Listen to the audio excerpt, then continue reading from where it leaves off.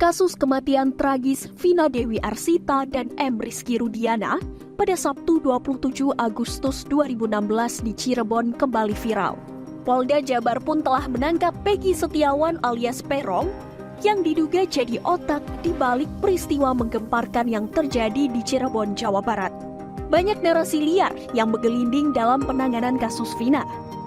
Mulai dari Peggy yang bersumpah dan punya alibi kuat sewaktu tragedi terjadi, hingga dihapuskannya nama Andi dan Dani dalam daftar pencarian orang atau DPO polisi yang 8 tahun lalu dirilis bersama nama Peggy. Lantas, apakah penangkapan Peggy bakal mengungkap segamblang-gamblangnya kasus Vina, atau benarkah klaimnya jika dirinya hanyalah tumbal untuk menyelamatkan sosok anak pejabat tinggi? Usai ditangkap polisi, Ibu Peggy yakni Kartini menuturkan jika putranya sempat berkata jika dirinya ikhlas jadi tumbal orang-orang tinggi. Pernyataan sentimental itu juga diiringi permintaan maaf Peggy kepada Kartini. Peggy lagi dikasusin begini, ini tuh setelah mama pulang barangkali Peggy nggak ada umur, ya udah Peggy minta maaf sama mama sama bapak. Barangkali Peggy nggak ada umur, nggak ketemu lagi sama mama, udah Peggy minta maaf. Peggy biarin lama jadi tumbal orang penting, orang pejabat. Peggy kan tidak melakukan apa-apa. Seandainya Peggy mati juga Peggy mati syahid. Sementara itu, Direktur Ditreskrimum Polda Jabar, Kombes Pol Surawan membantah keterlibatan anak pejabat dalam kasus Vina. Pihaknya juga berjanji akan bersikap transparan dalam mengungkap otak pembunuhan Vina. Lebih lanjut, dengan ditangkapnya Peggy sebagai dalang pembunuhan Vina, Surawan juga menegaskan bahwa total pelaku penghilangan nyawa Vina Cirebon adalah 9 orang. Lantas, bagaimana dengan Andi dan Dani yang sebelumnya juga masuk sebagai DPO selama 8 tahun?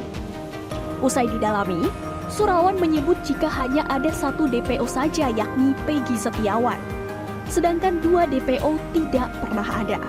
Jadi perlu saya tegaskan di sini rekan-rekan bahwa tersangka semua bukan 11 tapi 9. Sehingga DPO hanya 1. Untuk itulah kami selama ini meyakinkan bahwa 5 keterangan berbeda dari tersangka itu ada yang menerangkan 3. Ada lagi menerangkan 3 dengan nama berbeda. Ada yang menerangkan 5, ada yang menerangkan 1. Setelah kami melakukan penyidikan lebih mendalam, ternyata 2 nama yang disebutkan selama ini itu hanya asal sebut.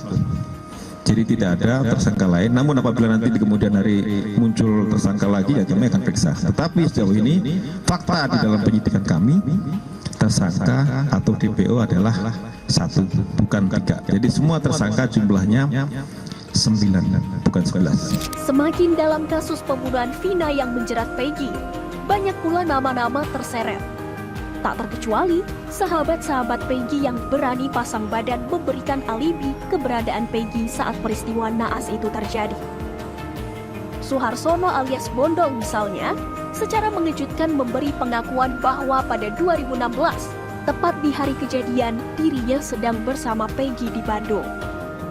Dia juga menyebutkan nama-nama temannya yang sedang bekerja bersama, yakni Ibnu dan Robi. Sebagai tindak lanjut, 3 rekan kuli bangunan Peggy Peron pun siap untuk memenuhi panggilan pemeriksaan dari Polda Jabar yang diterima Rabu 29 Mei 2024. Kalau yang DPO Peggy yang ditangkap itu akan meyakini nggak kalau dia Peggy yang terlibat kasusnya? Yang nggak yakin kalau itu sih Peggy itu salah sasaran, salah tangkap. Ya salah tangkap. Bisa dijelaskan apa yang menyebabkan yakin itu salah tangkap? Yakin itu saya kerjanya bareng. Berangkat itu saya tuh tanggal 21 Agustus, yang telepon ke saya, Bang Bondon lagi nganggur nggak? Kalau nganggur, ya, berangkat aja ke Bandung, ada Parman, ada Ibnu, sama saya. Kalau itu nanti Bapak, saya ngomong, ada Bang Bondon nanti mau berangkat. Saya kan nanya, sama siapa? Sama Robi, adik saya, udah pernah yang kerja di situ. Dan saya tanya ke Robi berangkat mau nggak? Mau, tanggal 21. Terus sampai sana kerja di Bandungnya saya lupa namanya, ke rumahnya Pak Aceng. Saya di sana cuma 1 minggu. pasca tanggal 27 Agustus 2016 saya pulang nggak peka. Di sisi lain, nama Linda dan Aep yang disebut sebagai saksi kunci pun tak kalah menarik perhatian. Aep sendiri memberi kesaksian melihat Peggy Peron pada malam kejadian. Meski tak tahu nama Peggy pada saat itu, tetapi Aep mengaku mengenali wajahnya. Namun, klaim itu dibantah lagi oleh ayah Peggy, Rudi Irawan.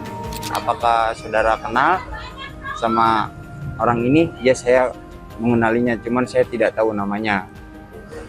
Terus motornya, apakah tahu motornya? Saya sebutkan, ya saya tahu. Motornya apa? Smash. Gitu saya. Smash warna pink. Gitu. Waktu penangkapan itu, saudara Peggy itu nggak ada ya.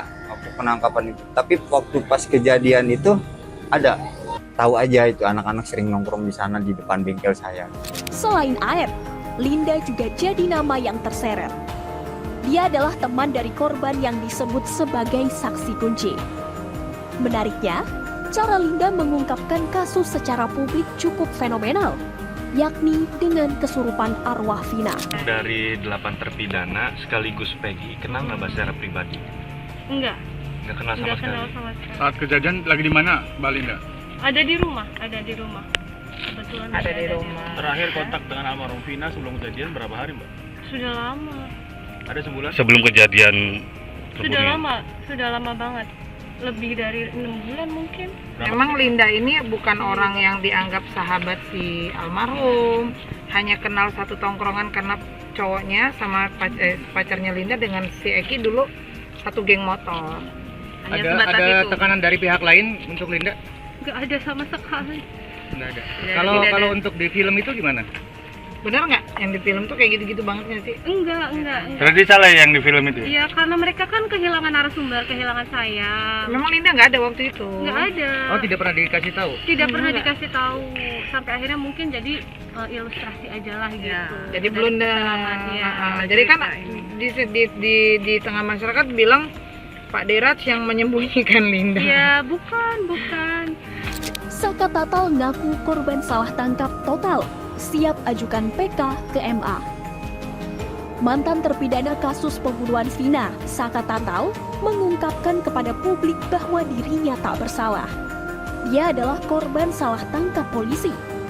Melalui pengacaranya, Titin Prialianti, Saka Tatal pun bakal melakukan peninjauan kembali atau PK kasusnya ke Mahkamah Agung atau MA. Langkah ini ditempuh usai Peggy ditetapkan sebagai otak pembunuhan Vina. Juga saya tidak paham, saya tidak ada di tempat itu. Saya ada di rumah. Saya ada waktu malam kejadian.